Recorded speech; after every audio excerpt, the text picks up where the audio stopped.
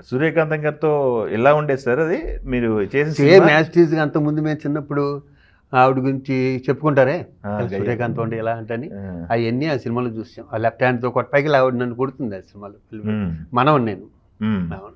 సూర్యకాంతం గారు మహానటులు అని చెప్పుకుంటే కొన్ని పేర్లు అలా గుర్తుకొస్తుంటాయి. మ్మ్. సూర్యకాంతం గారైనా, నిర్మలమ్మ అయినా, అమ్మగారైనా, ఎస్వి రంగారావు గారైనా, అలా వీళ్ళ కాంబినేషన్ పడింది. రంగారావు గారి కాంబినేషన్ మీరు వచ్చే టైంకి ఆయన లేరు కదా? 85కి లేరు కదా? 85కి లేరు. మా తరం మా గ్యాంగ్ ఎవరు చేయలేదు, మీ gang ఎవరు ఆయనతో లేరు. ఎవరు చేయలేదు. ఓకే. ఇన్స్టిట్యూట్కి ముందు మీ జర్నీ చెప్పమంటే ఏం చెప్తారు సార్? ఏమీ లేదని చెప్పాలి. Waste journey. అయ్యో. అంత గొప్పగా చెప్పుకునే జర్నీ ఏం కాదు. అన్డిసిప్లైన్డ్ జర్నీ. దాన్ని రిగ్రెట్ అవుతుంటారు ఎప్పుడన్నా? ఏమవును దేనికి అవటం? ఆ, ఆ వయసులో జరగవలసిన వయసు జరిగిపోతుంది. దాన్ని ఎప్పుడు నేను తప్పు విచిత్రం అంటే అప్పుడు నేను ఎప్పుడు తప్పు చేయలే, ఇప్పుడు చేయలే. ఆ, అవును, ఎప్పుడు తప్పు చేయాలి. ఓకే.